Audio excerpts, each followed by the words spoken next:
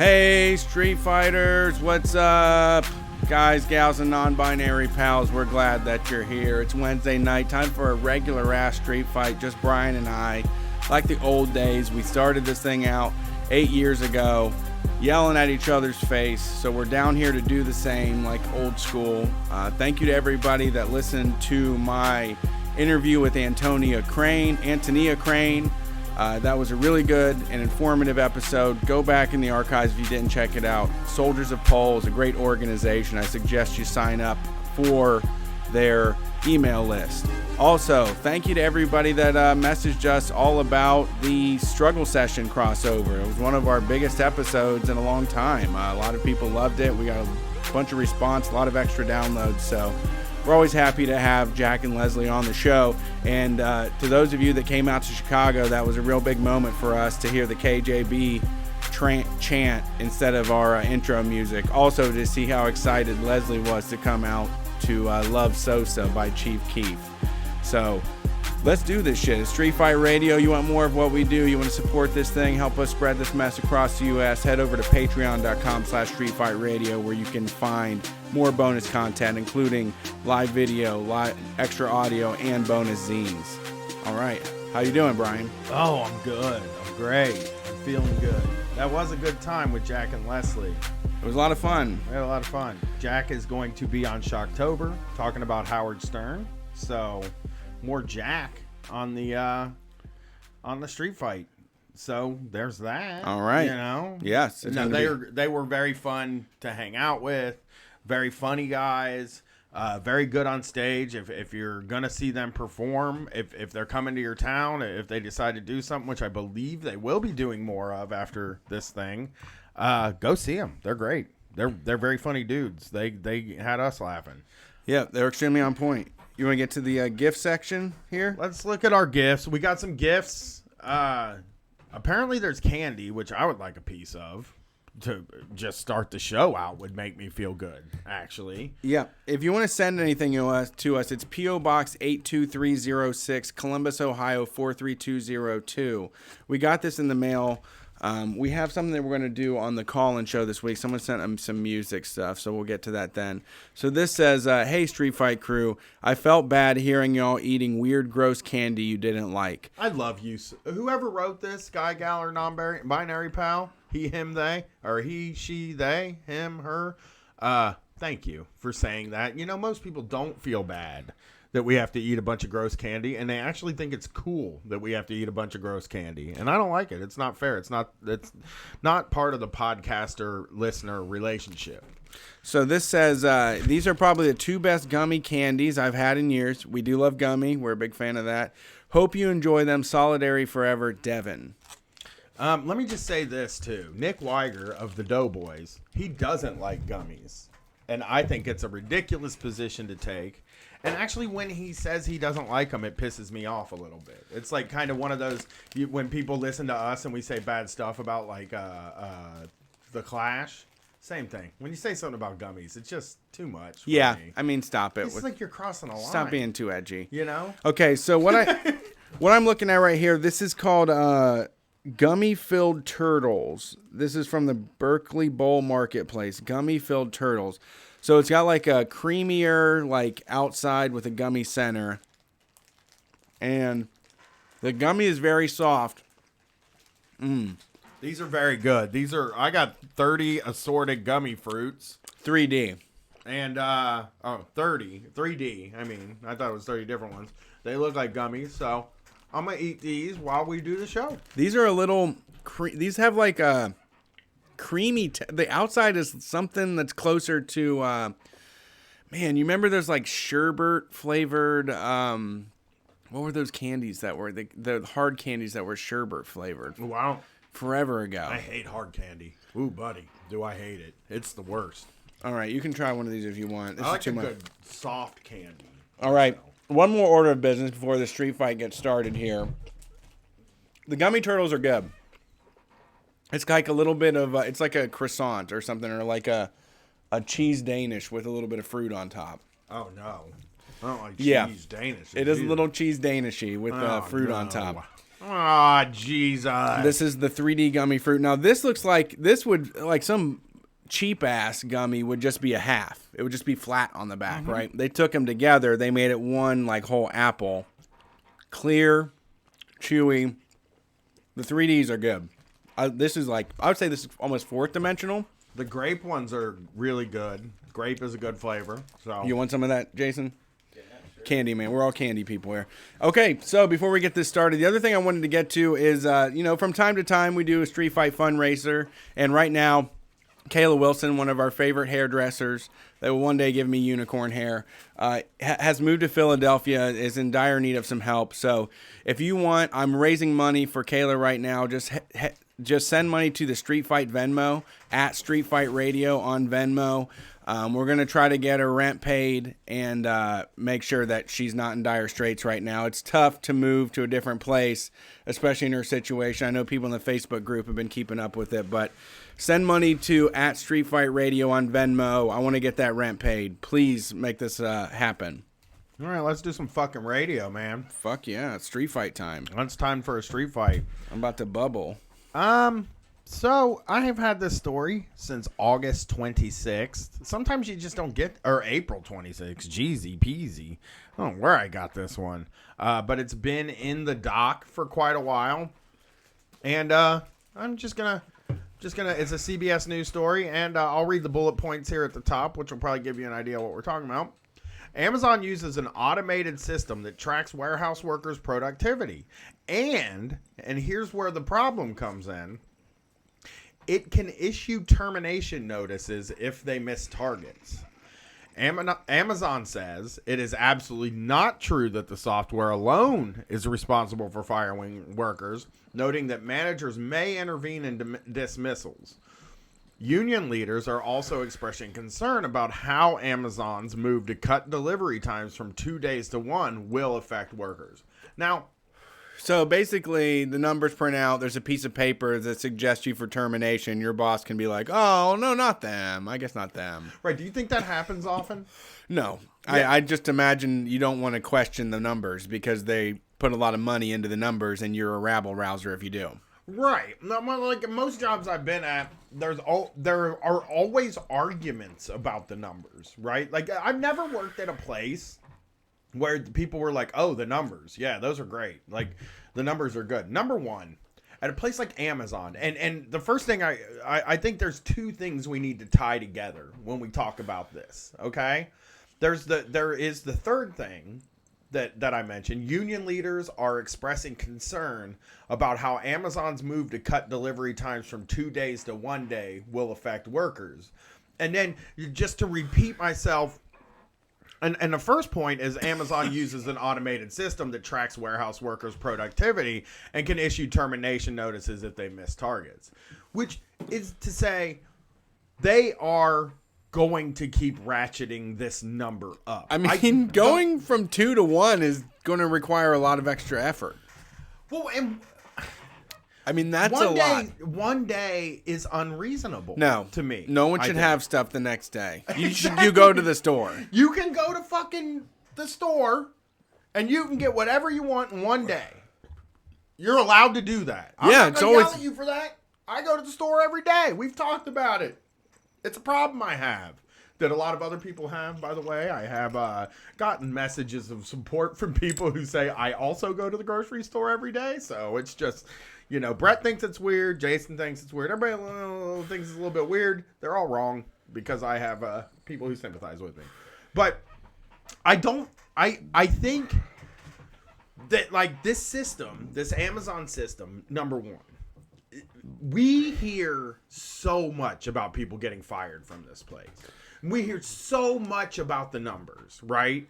And every time we hear one of these things, every time one of these stories comes out, whether it's some guy who has irritable bowel syndrome that's not allowed to use the bathroom, or it's somebody who turned left on the warehouse floor instead of right and went down the wrong aisle on accident. Worked himself to death. Some of Yeah. those people, to meet the numbers, avoided like nutrients and water. Yeah, and they're pissing in bottles.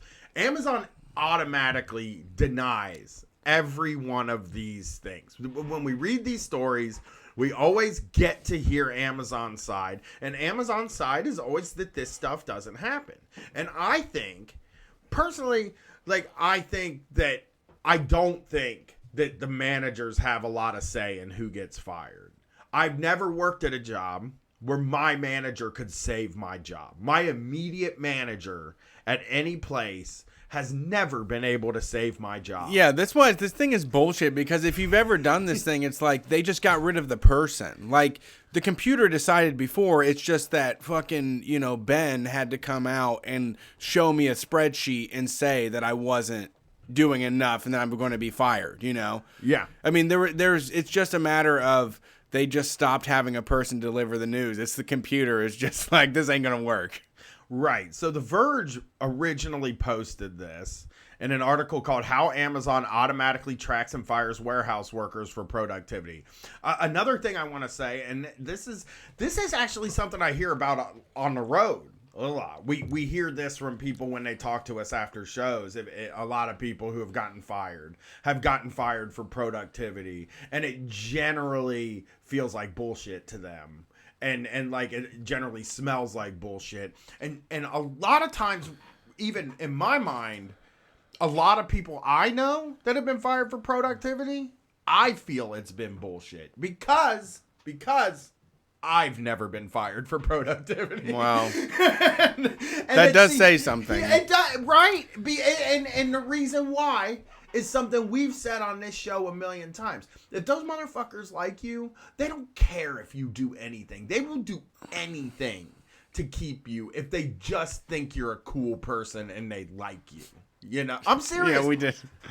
We've said it though. They made at your last job. No, I agree. I'm not saying I disagree. Yeah. I'm just saying we have a story about that, actually. Right. We can tell later. Like at your last real job, you fucking did nothing. You were fucking watching Breaking Bad. You watched a season of a TV show at work. You slept on a couch in the break room with another person. And you didn't get fired. They said, here's your new job. You're the social media guy. Because they like having you around, And it happened to me all the time, too. It was like, oh, Brian, I met, at the cable company, there were many times I met the metrics to get fired. Because it was very easy to get fired. Your quality control scores needed to be under 98%. If you're under 98% for 3 months in a row, you get fired. And listen, if you listen to this show, you know that my quality control scores were not above 98% the whole time I was there. And there were multiple times that it was 3 months. And you know what they said to me? Brian, you got to get your shit together. You're really messing up. And, we ought to fire you, but we're not going to fire you. But then I saw other people who did get fired for the same thing. Like, they have the power to decide. Like, the HR department generally has the power to decide. And it sounds to me like Amazon is like empowering a computer program. And there's no way that a computer program can keep somebody that's valuable or who knows how shit gets actually done. Yes, exactly. Metrics don't keep track of how shit actually gets done. Yes. Documents obtained by The Verge show these productivity firings are far more common than outsiders realize. In a signed letter last year, an attorney representing Amazon said the company fired hundreds of employees at a single facility between August of 2017 and September 2018 for failing to meet productivity quotas. A spokesperson for the company said that over that time, roughly 300 full-time associates were terminated for inefficiency. How many? 300 full-time associates at the same facility. So turnover. That's a bit different though. So this is a matter of like beating the machine. Like they're just drawing a really wide net of people and seeing who like will work hard enough and has the extra like athleticism required to constantly be working while these folks below them are just churned the fuck out. I mean, that is a lot of turnover. Right. And we know where they build these places, right? And we know who works at these places. And basically what I think is that Amazon's just churning through all of the people in these little areas where they build their warehouse. They built the warehouse at a place where they're churning through every single fucking person. And if you're just not this special, like, it takes... It requires a lot. It does. It's hard work. It's not an easy fucking job. No. I mean, it's a matter of, I mean, the jobs are well paying for the area a lot of times. And it's someone that's just determined to make it work. And it requires, you know, that's what they don't care about, is they don't require what people are giving up in, you know, their life, their body, their nutrients, their water, their sleep, all of that stuff. They're giving up so fucking much, and those metrics don't keep track of any of that. There's nothing a computer can't decide what. I don't think like you can really make a metric that every single person can meet that is a fair metric if you're making these deliveries go out in one day and not two. Oh, yeah. I think if this if like 100 people, maybe if those 300 people were still working there, yeah, right, you would need 2 crews. I mean, it's like it feels weird. It feels like a game show at this point, because it's like you can go get paid $16.85 at the Amazon warehouse, but you have to beat the system. Like you're like trying to beat the chess computer, right? You're like going up against, you're John Henry at this point, right? Like you're going up against a machine that says I calculated that I can do it this fast, you know? Exactly. You are right. And you're like, no, I can beat that. I can get 110% on my QC so that I get that big raise. Right. And I think the thing that concerns me a lot about it, I think the thing that points Amazon out as a particularly bad place for these types of things is that they built a warehouse in Columbus within 10 miles of where Brett grew up, which is, 15 minutes from where we both grew up, like kind of on the same side of town. And they built this thing in a place where this is a part of Columbus where there aren't a lot of other warehouse jobs to work. Yeah, Yeah, and it's about the same far away as a lot of the other limited brands and Gap and Old Navy. Like they all are a little bit outside of town because people are traveling from rural areas to get to these jobs. And right, and it's a little bit closer than putting them in like the heart of Columbus. Exactly, and we're seeing what I see. I don't know if Brett sees it. I can't speak for him, but I am watching people churn, like I am watching that Amazon place churn through people on my Facebook feed. Absolutely. Like crazy. I see a lot of the I'm real proud to join the Amazon team. I'm going to get this together. Like this amount of money is blah, blah, blah. And then like 14 months later, 9 months later, it's just something, metrics didn't work. I got fired. I couldn't keep up with the breakneck speed. I mean, I remember even when I was doing it for Abercrombie Warehouse for their online orders, like doing pick and pack and stuff, it was a ridiculous pace to keep up with. I only did what was required. They wanted 90%, so I did like 89.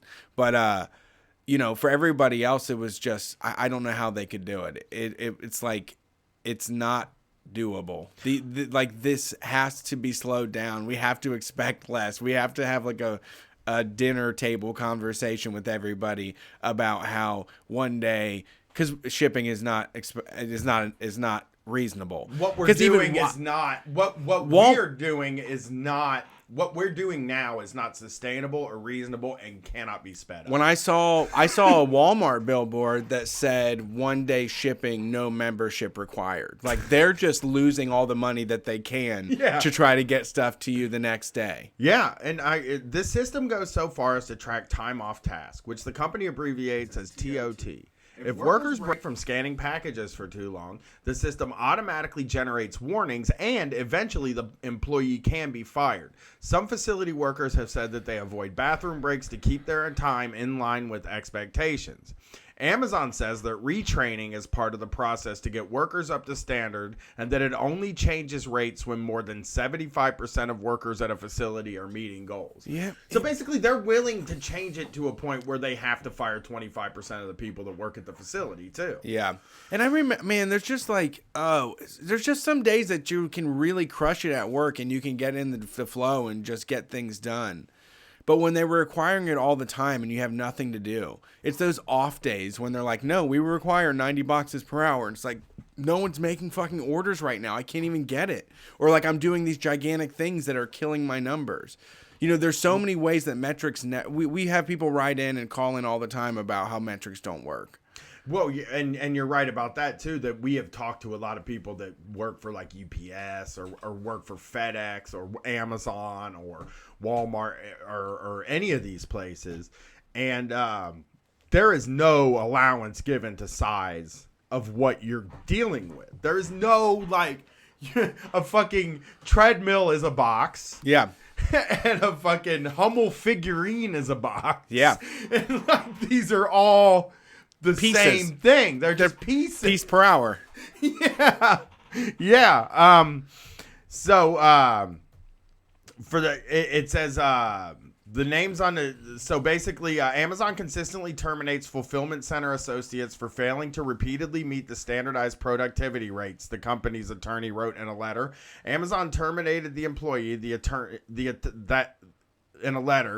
Amazon terminated the employee, the attorney wrote, for the same reason it has terminated hundreds of others employees without regard to any elected, protected, concerted activity. The former. So they're also using these numbers to target union people. Like it is basically like if they find out you're attempting to organize, then those numbers become even more important. Sure. And they become something that they're checking consistently. Right.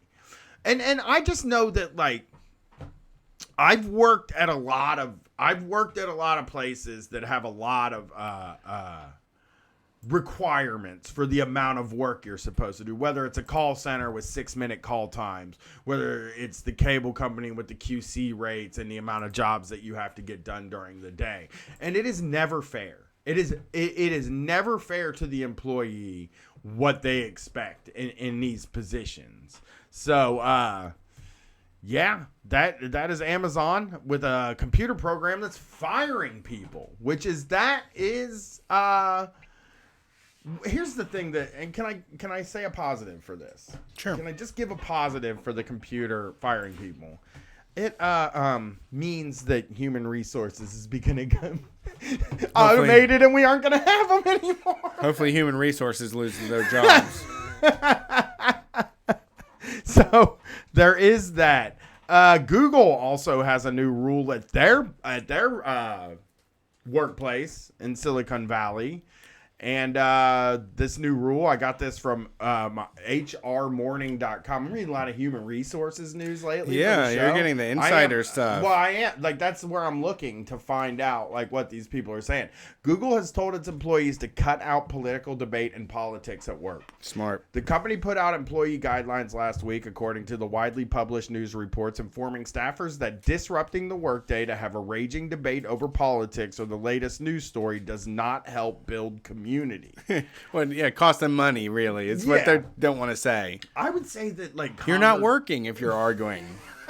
I also think that, like, conversations like this do build community. Yeah. And one way that I know is that there is a community built around politics and things, the latest news story that has sprung up around this show, which is, you know, people disagree with each other. Well, yeah, I mean, you know, actually, there's a friend of mine that works with somebody that spanks their kid, and they have explained why they are against spanking their kids, and they still work together and get along, and they are a community of people that have differing beliefs and are working on it together. Do you argue with them about that though, the spanking? I don't. It's not me. You're not a spanker. Oh, okay. Do they argue about it? Do they? No, they don't get on argue. with each other? No, just tell. No. Just say what I think. But you just say what you think. But the other person has, like, you know, rethought it a little bit, you know. That's nice, yeah. I would argue with it.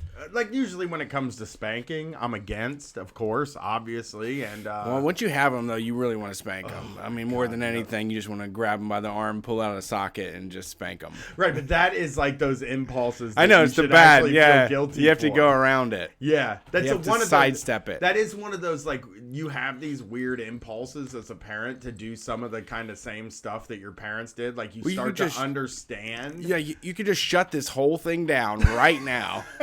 Just make it a ball of tears and, like, you know, smacks. No, a lot of that stuff never works. It doesn't. Like It definitely doesn't. I see people in Target or some grocery store disciplining their kids in the way that I would never a good slap, a drag, a yell, and at shit school. like that. I saw a woman smack her kid in the face at school, and that kind of reminded me, like, I don't think that's gonna work for Charlotte. It doesn't work for that. Doesn't kid work for that either. kid either, It right? doesn't work for anybody. Right. I mean, but they'll make it through. I mean, Yes. Some of us did get that, and they'll make it through. But it's like, fuck, that's just sucks. Well, it's a wild thing to do, to hit a kid. I think what stopped me, because I don't think I was anti-spanking when Katie was pregnant. I really don't think I was. I didn't have a kid. But Really?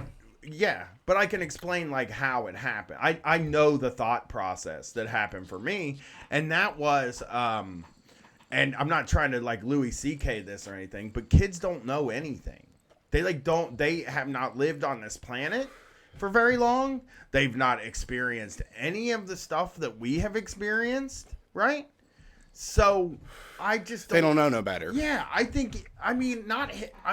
somebody, the cops hit people for not knowing no better. You know what I mean? Like, I'm not the cops. I don't want to be that kind of guy that just slaps somebody because it's like, oh, you did. And like when I was a kid, they would be like, people would like when I was little, and this didn't happen to me, I don't think very much. I can't remember. Maybe I blocked it out. But I know that there were parents who would slap their kid for getting hurt. You know, like you burn yourself on the stove, and they're like, "God damn it, what the fuck are you doing?" And give them a good slap, and it's like, "What the fuck are you doing?" Yeah. They just burned their hand on the stove. I think kids learn things just from like existing. Yeah, I would have to say my daughter definitely picks it up on her own. I've let her start crossing the street on her own, and she's so careful. She's way more like every time I cross the street, I'm too flippant about it, and I'm like, you don't get to cross the street like this. It's only because I've done it for like 30 years now, but like you're still at the beginning, so you keep doing it your way. And like I spy on her from the inside to make sure she's doing, and she's like on point. But like I didn't have to because a lot of people are like. I've heard that before. If they run into the road, they're going to die. So then if they run into the road, you have to beat the shit out of them so that they know the pain and they'll never do it again. It's like, no, I think she understands that cars running over her is going to be a bad time. It'll kill her. Yeah. Brett, you were the one actually, and my kid was too old for this kind of advice or for this kind of logic. But Brett one time, I'll say it like last year. I think it was last year when he said it. He said it a few other times too. We were hiking, and we were at Landbridge State Park in Kentucky, and we were way high up. It was basically a cliff. It was like a land bridge, and we were standing out, and we're looking at it's the most beautiful view ever. But there aren't rails and fences because that would be stupid and suck. And like my wife and Brett's wife and like everybody was like panicking because we had our kids up there.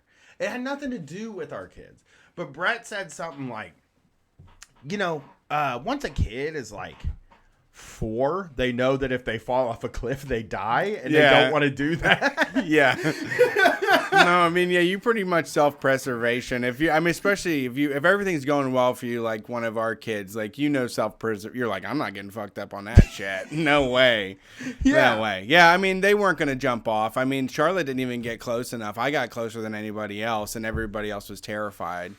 But, I mean, I don't know. Kids pick that shit up. They definitely do. No, they're smart. They are. Relatively. But like smart. there just needs to be some sort of outlet or a video game where I could just go like really wallop a kid. Like just an arcade video game with like a butt that you could spank with a huge paddle, like back in the old days. Something old school. Or like a VR where you can like cuss your kid out. Like you could just run down the street, catch kids doing stuff, and you just grab them by the arm and just whap, whap, whap, whap, whap. And you're just running around. They're like fucking skateboarding on shit, and you just snatch them off. Whap, whap, whap, whap, whap. Yeah, I need that release. Like something about it is like, I know it's wrong, but then I do understand the urge. I always remember this, and I'm never going to forget this. And you know what? I say so much shit on this show that it doesn't matter. My parents don't listen. Nobody listens. So a lot of people listen, but nobody in my family listens or whatever. And when I was about 9, my parents made me play baseball. Okay? And it was like not it wasn't Brian, do you want to play baseball? You think it'd be fun? Like if you play baseball, it was like, Brian, you have to play baseball because all kids play baseball. Yeah. And I hated it. Okay? Like I did not like baseball. And I also was deathly afraid of tornadoes. Like to the point where, like, if that fucking siren went off or if the clouds got dark, one of my older sister's ex-boyfriends once told me that when the clouds get so dark that it looks like night, that's when a tornado comes. And that's not necessarily true because No, it like, sounds like a good. It's like very poetic. yeah. It's a great storybook. You probably heard it in some Halloween book. And oftentimes during the summer, there are storms where the clouds get very dark. And I was convinced the tornado was going to hit me and kill me at some point. Never has, so I don't believe in tornadoes now. But I was convinced of that. And there was this day where I was supposed to go to baseball practice. And I was like, I ain't fucking going. And I hid under my bed and I didn't go. Parents got home and I got in trouble. They also had said, if you leave your baseball glove laying out one more fucking time, we're throwing it in the trash. Okay? So I left my baseball glove laying on the kitchen table. I figured if they threw it in the trash, then I wouldn't have to go to baseball anymore. Boom, I'm out of baseball. I don't have to do it. And this is something Brett's dealing with right now. But when you're a kid, and a lot of people don't remember this, a lot of people don't think this, there is an age from like 6 to 10 where like you just only want to be with your friends. You don't want a fucking appointment. You don't want to go anywhere ever. You just want to be at your house with your friends. Neighborhood kids. With the neighborhood kids. Yes, you're dealing with it right now, actually. Yeah. And my parents came home and they were like, Brian, your fucking glove is on the table. And I was like, well, I guess call coach and tell him I can't play anymore. My stepmom got mad at me and she pushed me. And then I kind of like, I don't know how I ended up getting down to my room, but I screamed out of my room, I'm calling child abuse. And she came in that room with the white pages and just threw them at me and said, call them. And it was like just this big moment. It was like this big moment that I Did you get hit with them? What? Did you get hit? Yeah, she threw the motherfucking thing at me and it hit me. And then she said, call him. I didn't call him because I didn't want to get taken away. Obviously, my friends lived in that it's house. A big moment. Taken away. You haven't had that moment, but I hope to not have that moment. And it made me, that moment though, the entire time Gwen was growing up, like sort of informed how I dealt with her. From that like moment on, it was just like, you know, I'm not going to fucking yell at this kid. There's no reason. It doesn't solve anything. And it actually just makes the kid hate you forever. Yeah. You know? Yeah. Well, my sister, she's harder than me. She broke the spanking system because one time my mom spanked her out of like frustration. And my sister turned around and laughed in her fucking face. Fucking Jason It was like me. the best move ever because it was just like you don't have enough gusto to like it's not doing anything. I can sit through this shit. Fucking Jason actually taught my me. sister's harder than me. That's true. Because Jason taught me that you're supposed to act like it hurts because it doesn't really hurt. And if you act like it hurts, then they won't do something else. So basically, I mean? After that, though, my dad did one on each of us. And then it was like never get caught again. Because that was like too much. Yeah. It was stupid. Like that did set me straight in a way. Some probably conservative meme. One like real good spanking from your dad. I was like, I'm not going to get caught again on this shit. I was always able to hold my anger in at that kid. And there were times, dude, where like, you know, my face would like tighten up and tears would come down my eyes when I was mad at my kid. You know what I mean? Yeah. And I somehow fucking handled not getting so mad. Yeah. You know? Yeah, you can still grab him real hard by the arm. Yeah. Or you can just be like, you know, I'm gonna like walk out of the room right now. You can just scream. Yeah. I was a big believer when my kid was little. I was a big believer in if you're gonna throw a tantrum, just go do it like somewhere where I'm not. Oh yeah. You know? I shut him down. Yeah. I shut it out. You're more of a dude though. Like you're more of a. I don't want to say cop, but you're more of like the sheriff around the house than I ever decided to be. Because I mean, you know, like I just figure what I always tell her is like nobody else in this house throws tantrums when they get upset about like having to do something or like going.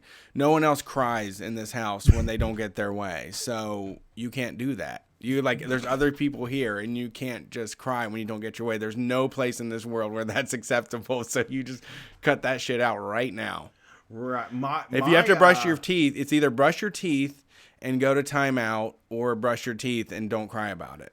Okay. That's the choices, right? It's good choices though. Mine was always like, you got to do this or we're going to sit down and have a talk. Obviously this kid doesn't want to talk to me. So, yeah.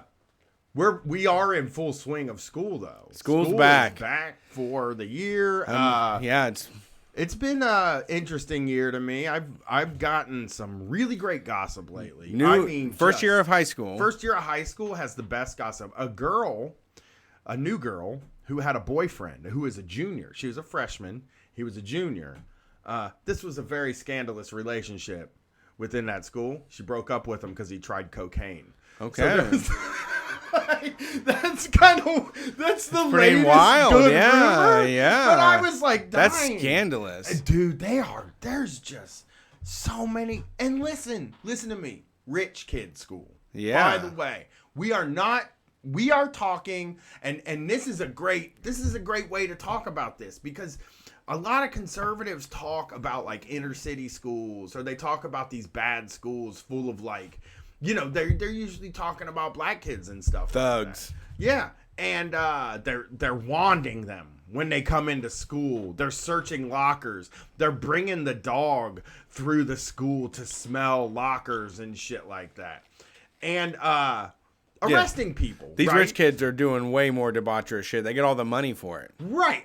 And it is a good illustration of like how different the world is for people who don't have money because I know now. I mean, my kid is very honest with me. She tells me what's going on. She didn't like say names or anything. I don't have any names. I don't know who any of these people are. There's no names on this. And I would rather her not tell me the names because I don't want to know because I don't want to meet the parents and be like, oh, dude, your kid's on coke. You know what I mean? Like, I don't want to be thinking about, like, your kid. I don't want to, like, have any knowledge of any of this stuff. Sure. I'd rather just, like, not know. But it really has me thinking because when I was in school, there were, like, also a ton of drugs. And I went to, not a rich school. No, I went to a more...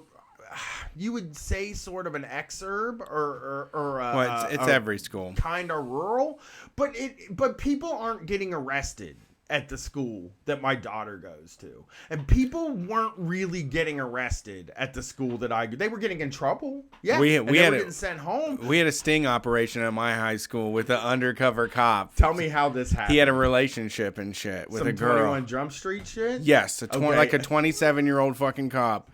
Went in and pretended to be a student and got hooked in with all the drug dealers and did a fucking sting operation on them on like the class like a year or two ahead of me. And this is like totally true. You absolutely have like any more details on it? Like, I mean, was he like I wasn't around him. It was like basically I was in 8th grade. It happened to like, you know, before I went in 9th grade. Here's a question I have for that. How could a cop ever be cool? A 27-year-old cop ever be cool enough to get in with the cool drug kids at a high school? I mean, can't even do that. Well, yeah, you're not 27. Right. Okay. But I am way cooler than any 27-year-old cop. But you don't look like a senior. True. Okay. You got to have the baby face. Okay. I mean, I hang around 27-year-olds still got a little bit of baby face on it. I mean, sure, it is absurd. I mean, you got to be like, that guy has 5 o'clock shadow. Like, literally, he came in clean shaven, and after lunch, he has a beard. I mean, I'm going to be straight with you. Nobody that's 27 looks like they should be in high school. Yeah, I mean, but they play them on TV, so we are accustomed to it. We are accustomed to it. We are.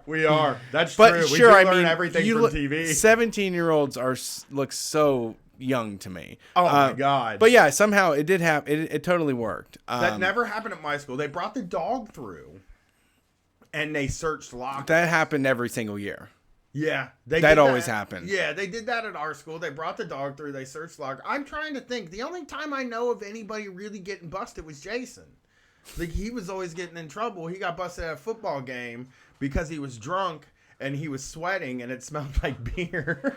Well, that's what he said. He said the sweat was coming out of his pores and it made him smell like beer. This has been like part of the crux of our show, though, is that like Dare doesn't prepare these kids because they're all going to be doing it, and then it's end up in horrible situations. Like, I don't know. I don't feel like any school is untouched by this. You know, even like, you know, the religious schools are 10 times worse. Right, but I think the point I'm trying to make that I'm poorly making, though, is that like these schools are not looked at as crime ridden the same way the schools where they go and actually arrest people. Yeah, I mean, I think that all the time. I'm committing felonies like all the time throughout the day, and it's like I'm the one that came to school on like felonious substances and picked up my kid, and I was here and interacted with everybody, and no one knew anything the wiser. But I'm like the danger here. I'm literally the one that like is everyone's terrified of, you know. But and they also like tie things like funding for the school,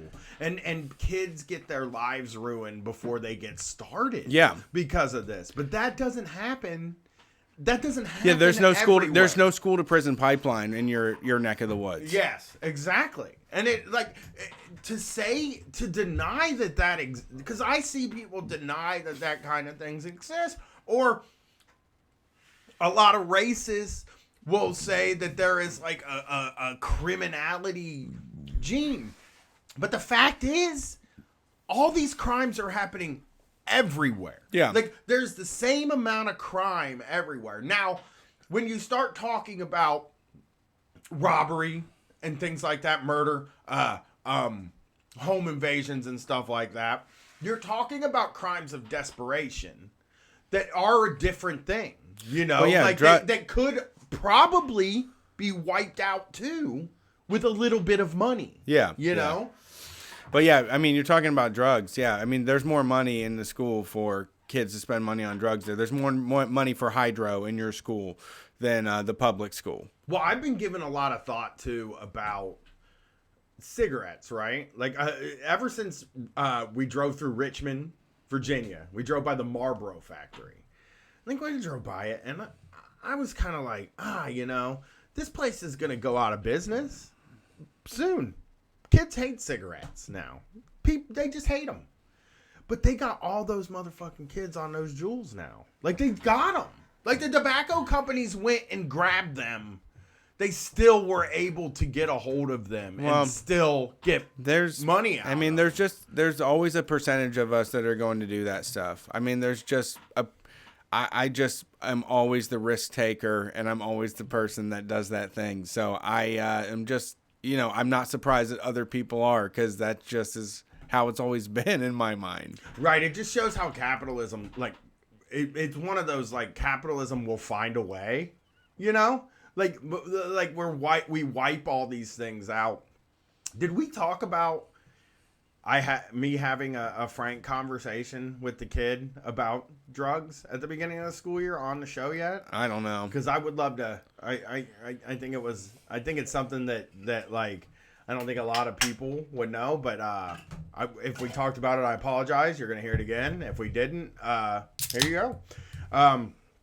Early on in the school year, because she's in high school, every couple days she came home and talked about like people going to school high, which is never going to go away. That's like, everybody went to school high when I was in school. It was it's not everybody. Okay. There's just once again a certain population of people that will. Well, I did not go to school high. At all. So I would go to school high, so I probably just assumed it was a higher number of people. I did not go. It was me. I didn't go to school high at all. Okay, and she was explaining to me that she's been now to parties where somebody brings a backpack with a little bit of alcohol in it. Okay. Standard. And that makes me nervous. Sure. And we had this conversation on the road with Jack and Leslie too, that I don't like the idea of her drinking, like, at all. Period. Like, and it's prudish. It's very dicey. Right. But it to me, that feels very prudish because I am not that way. But I don't like the idea of anybody drinking. But I also realize that this entire world that we live in is geared around drinking. Yeah. Like there isn't a thing, like nothing happens without drinking. Yeah, it's very common. What do you do when you go out and there's no drinking? Like, what do you do? People get bummed. Well, that's not even that they get bummed. They just stay home and watch movies or something. Yeah. There's no place. There's not a thing to do. And I think at this age, too, it's just scary because this is the worst times. This is the stuff that I remember that still makes me get goosebumps in the middle of the night. Or like I wake up and just gasp and I'm like, like I hated that I was in that situation, It's in like the driving aspect, it's a gauntlet, it really is. Like we don't talk about it and your kid is just getting thrown in. Our kids are going to be thrown into it, and then hopefully they make it on the other side. And there's no way to keep them away from. I think that like people have an idea in their mind that they're going to be able to shield them from it until they get out of their purview. Stupid, right? Yeah, and it even if you have to micromanage their entire life. Yes. If you are willing to micromanage their entire life, you can control what they do minute by minute. And if you can get them not to drink, right? Like you're still not going to keep them away from alcohol. There is going to be alcohol at places that they go. You can't, because I also, when you talk about micromanaging, I know parents that do that, and those kids are not happy kids. Oh, I know. No, I don't. I know. It has its own issues, but I think it can, if it's with a healthy dose of like helicopter parenting, you can make sure it doesn't happen. But for most of us, we are not going to be that way with our kid. Like that's not the natural way. I don't think it makes any sense. And you have to. I mean, you've had like a more honest conversation than what I got, So I think that helps. So I actually do have a fear. Okay, like I will say this. I worry about my daughter going somewhere and deciding to drink with like other teenagers and especially teenage boys, and like that is the thing that worries me. Like, I think about that. That keeps me up. And I'm not a guy. I am very hands off. I'm like not a helicopter parent. And I think she's going to make all the right decisions. I think my daughter is at heart a good person. I don't think she's going to drink or do drugs before she's 18 or 19. And if she does, that's where the conversation came in. I was like, listen, I don't want you doing any of it. I would rather you wait until you're old enough to deal with this stuff. Yeah. But because of that fear that I'm talking about, I told her, I was like, if you're going to do anything, will you just do weed? And I know it sounds stupid, and it actually, like, to me, coming out of my mouth, even feels irresponsible. But like I feel like I can't stop things from happening. I can't stop her from doing things. So I feel like, well, if I can't stop you from doing it, can I at least like steer you in a direction that doesn't make me uncomfortable? Sure. So it was just kind of one of those things. I think it's not a matter of getting it right or wrong. I think just keep talking about it. I've had conversations with her as well, and I think she's picked up on more than anything, you got to keep it together. I mean, you have to make sure that at the end of the day, you are still proud of yourself and what you do, and that you aren't like letting this make you be an embarrassment. Yeah. Like this isn't something that's makes other people talk behind your back about how you don't have it together. That's true. You don't want to do things that you regret, and a lot of this stuff is not an excuse to do regrettable things at all, Yeah, and it's just. And but at this point, she's so gun shy. Like she's just so new. I was youngish and doing some dangerous shit at the time, but like, you're just so new to all of this, especially, when it comes to high school. It's a very different environment, and, it's going to be an interesting ride. Yeah. I can't believe that mine's going to do it someday. I mean, it is like an odd thing that you're like almost, you go from a kid, and kids are relatively easy to handle. They're easy to fool. You can make them believe along. things. You know what I mean? Like, They won't be able to rent an apartment for themselves. Like they can't. eventually she's going to be able to move out, Yeah, you can say things like, no, it's actually better to do it this way. And they'll be like, oh, okay. Yeah, Sure. an adult told me that. But I'm all of a sudden now I live with a grown person. person. Has adult problems. Yeah. An adult issue. Social things, emotional issues, all of the big feelings, trying to figure out.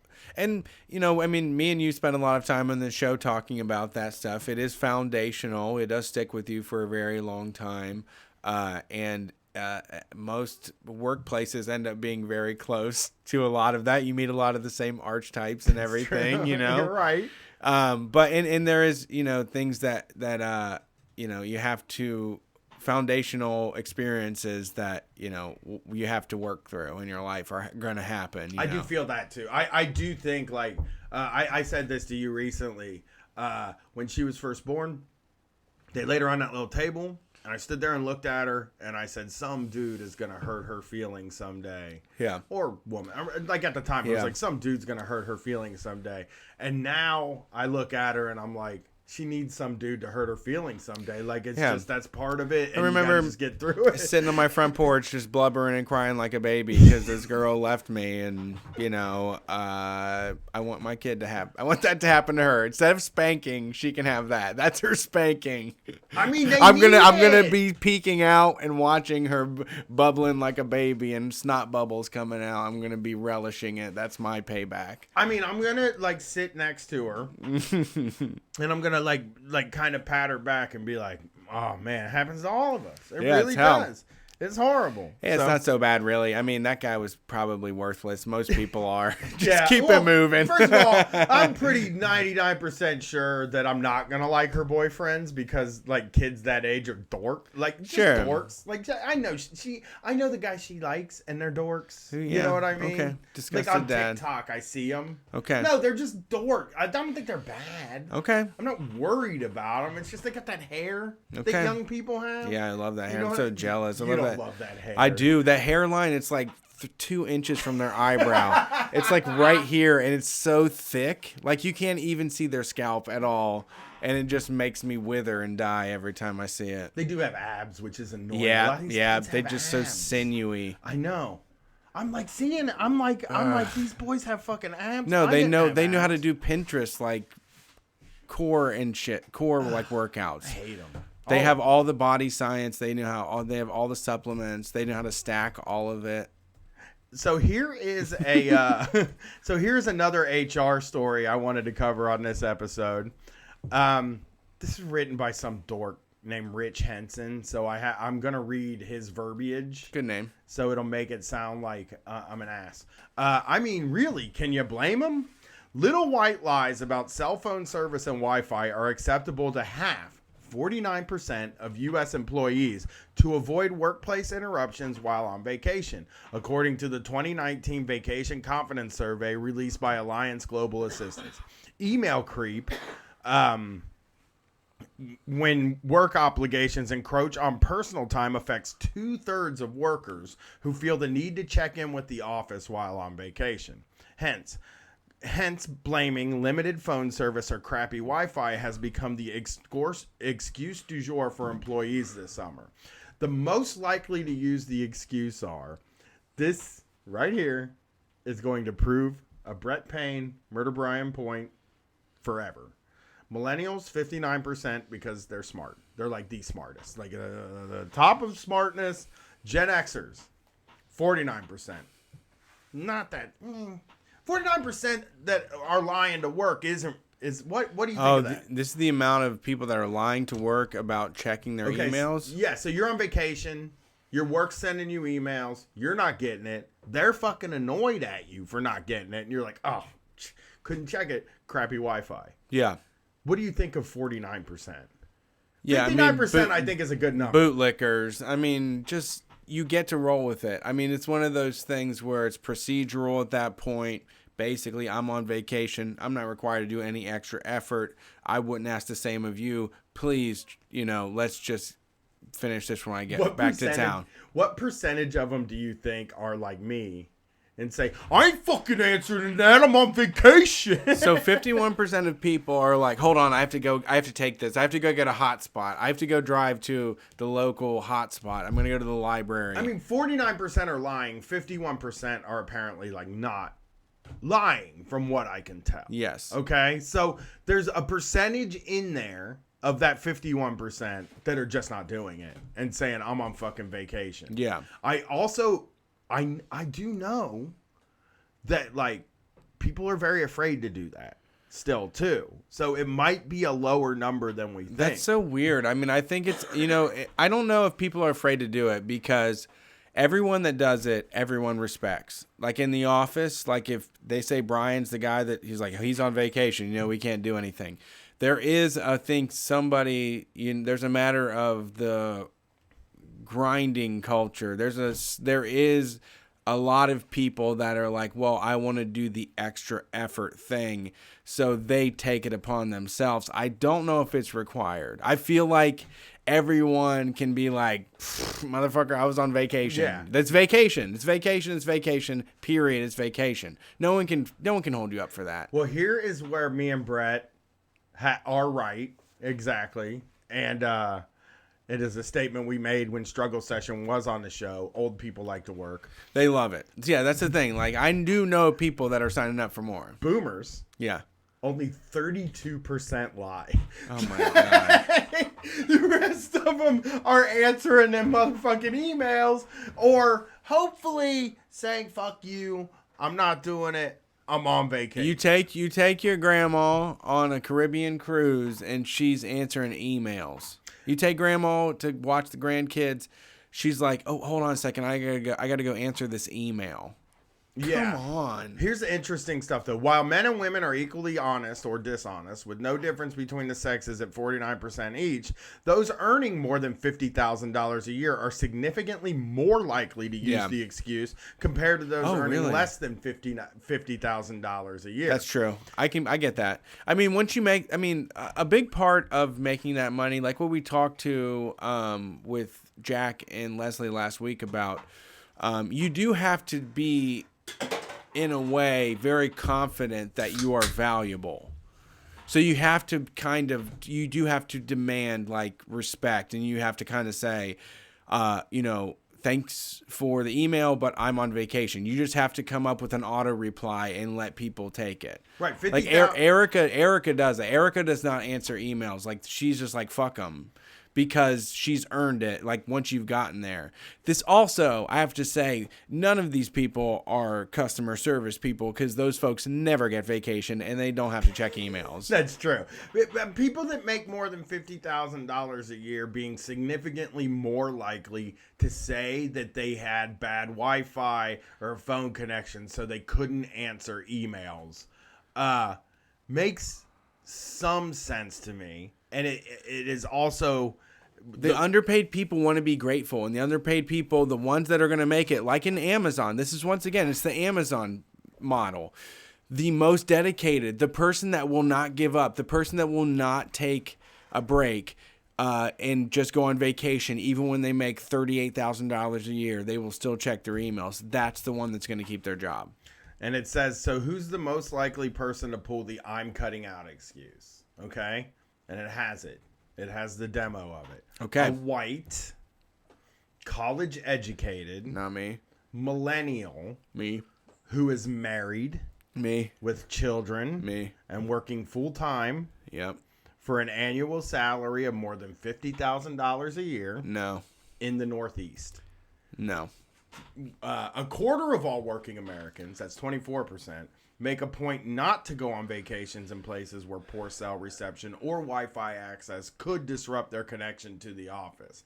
Millennials are the most likely to check email while on vacation, but the rate, which is 74% of millennials will check email while on vacation, while Gen Xers 58 and Boomers 63, with the most common reason it makes catching up on work easier when returning to the office. Yeah, I mean, and there was there's also a lot of unfortunate people that end up being the bottleneck in their business. And there was somebody that I knew that would take vacations, but they were constantly helicoptering from vacation because otherwise everything would clusterfuck because they were the center of it all. I think that, like, as a matter of principle, you should never question that. Vacation is vacation is vacation. We had a situation where EverQuest was playing on our fucking show. We did not interrupt Jason's vacation at all. I said, do not even tell him that it happened because he's on vacation. I firmly believe that when you're on vacation, you're untouchable. You disappeared. Right. When a person goes on vacation, right, for a company, here's what I think you should do. The only time you should ever contact them is to say, hey, you do a really great job and your job is safe. You know what I mean? Because any other contact... Yeah, we're not reorganizing or anything while you're gone. Yeah, any other contact can send somebody into a fucking tailspin. It happened to me all the time, dude. I used to, when I worked at Insight, I would leave my Nextel in the van while I was on vacation. They hated it. They fucking got so mad. And I would never check it, but sometimes if I happen to be going to get in my car to do something, I might walk by the van and look in the door and see the phone in there. And if it had like alerts on it, and if one of the alerts was my supervisor, I would melt down until the end of the vacation, wondering what he wanted. Why did he get a hold of me? He knew I wasn't here. He knows I'm on vacation. Was he trying to get me to come here to fire me? What the fuck is going on here? Did I fuck up while I was there? And it like just ruins the whole vacation. There should be a law against contacting somebody while they're on vacation. There should be something. For sure. That should be part of labor. Again, unless you want to call that person and say, I just want you to know how valuable you're, like a really valuable person to the company. Yeah. I think you're really great, and I hope you're enjoying your vacation. Yeah, you earned it. I've just heard too many stories of people saying like they've been on vacation and they've gotten messages and they didn't answer them, and then they end up getting fired or end up getting in trouble at work because it's like, we still need you to do this stuff even though you're on vacation. And it's like, the thing, we complain so much on Street Fight, especially, the holidays and stuff. With the holidays being a few months away, we complain so much about that creep, that creep of work happening all the time, where we're not getting days off anymore. Nobody is. And places are open on Thanksgiving. Places are open on Christmas. And there's just not a day out there where we get to be off. And even in the time that they hand us for vacation, we still don't get to have that. Yeah. We're still not You got to make it up. take that. You're going to make it up. And that is another fucking thing. You should not. It is bullshit to let people take a vacation and then make them come back and cover all the work that happened while you did not get a vacation at that point. That's not a vacation. That's not what it is. For sure. If you don't fucking own this company, you don't get to fucking come back to work and then have to make up all the stuff from your vacation. I've seen my wife take time off. I've seen my wife take 4 days off work or something and then come back and work 12-hour days for 3 days. And it's like, well, what the fuck? You owe her that time then. You owe her all of that time back. You owe this person that time. Not fair. That pisses me off. For sure. Vacation is vacation, my friends. Absolutely. All right. We'll do one more thing because we got time to kill anyway. We got something to do after the show, so we might as well. You don't like Marianne Williamson, right?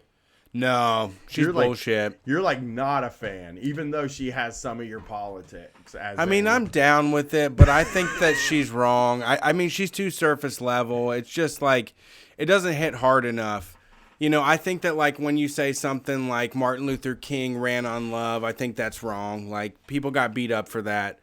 Martin Luther King worked with Thurgood Marshall so that, like, the courts could pass a lot of the things that happened. It wasn't love. It was a lot of action from people and dedication. It wasn't good vibes at all. Right. Like I listened to the interview that she did on Chapo and had to turn it off because she did like 3 or 4 bumper stickers. Like, you know. Well, there's a hurricane happening today, or was happening. Hurricane Dorian, which I wish I knew more about. But I've never seen a hurricane. I don't know about hurricanes, and I don't live where hurricanes are. I do feel for the people affected by hurricanes, but it's a big hurricane.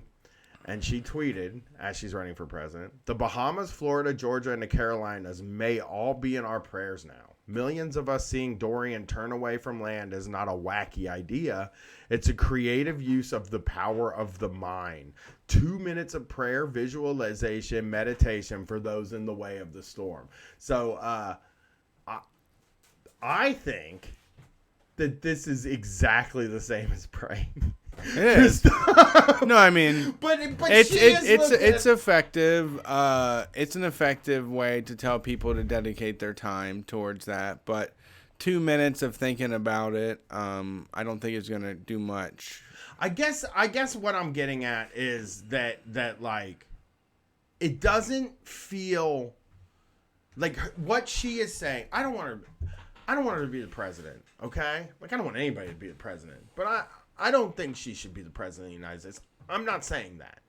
I'm saying that, like, what she said is no less, like, kooky than what any other Christian president would have said in the past. No, I mean, I do understand where she's coming from. I don't dislike her for the things she has to say, but I also, about people that are like that, as much as I enjoy the great vibrations, like, they aren't digging deep enough more than like writing, books that make them money, you know?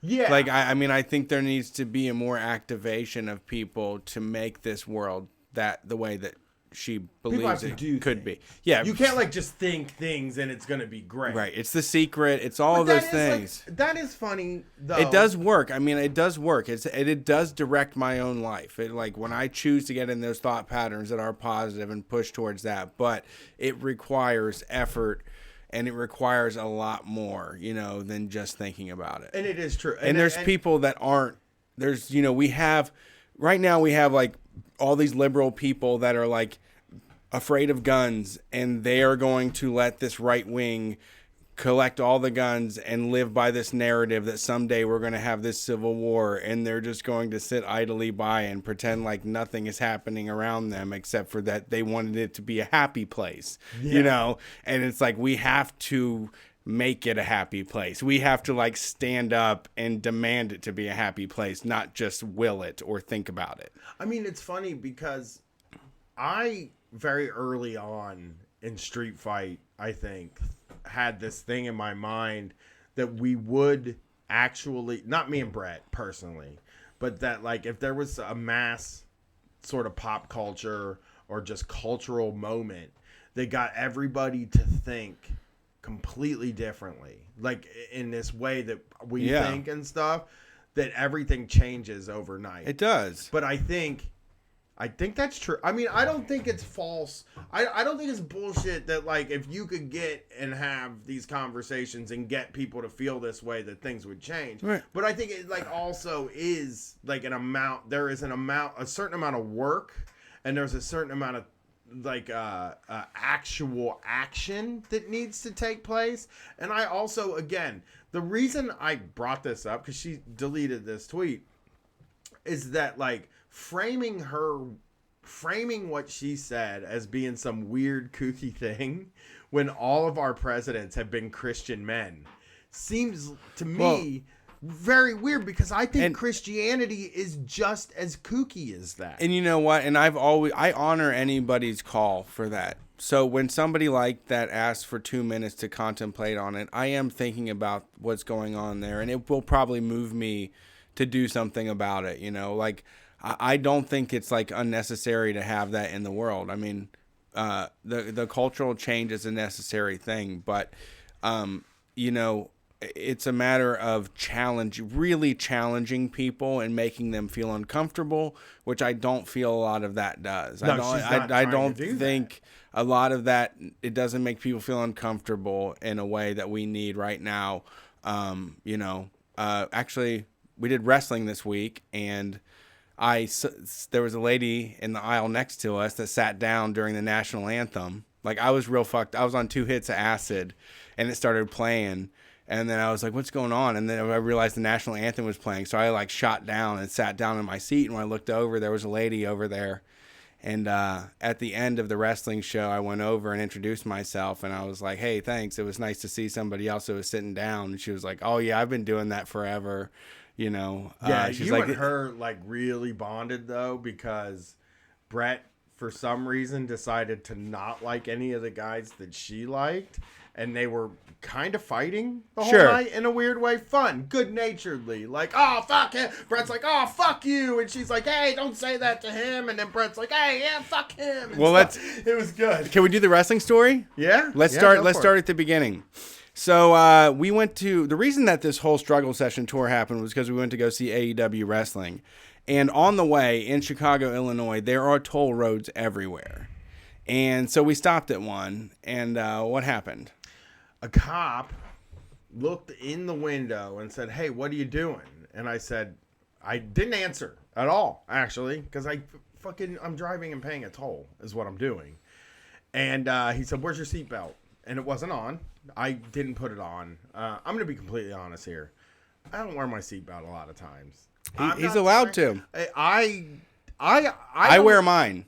Yes, he does. A lot of people wear theirs. I do not. I'm old.